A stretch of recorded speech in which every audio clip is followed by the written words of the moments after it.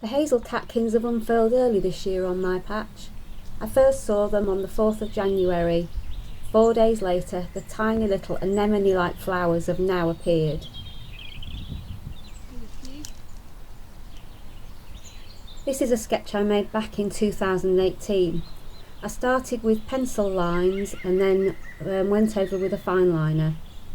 With watercolour, it's best to start with the palest colours first, so here you can see me adding pale yellow to the catkins and then going over with the slightly brighter, more saturated paints, and the same for the stem, using a pale colour just to get a start on the colouring of the stem. So this is using dry paper and wet watercolour on top.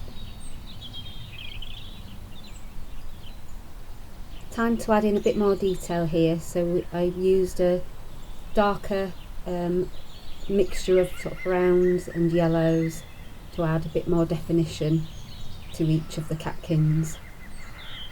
So systematically work along each catkin, adding more texture, making them look more 3D so they don't look quite as flat. Sometimes it's also good to consider shadows, which you'll see when I paint the stem. So that's the catkins finished.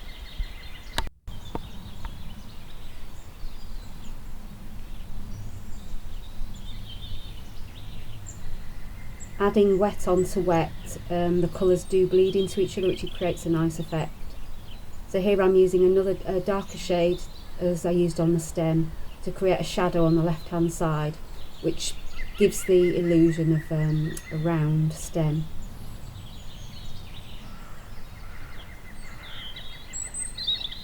Letting go and allowing the paint to bleed naturally always creates nice effects, and it always dries differently as well to how you imagine it would look.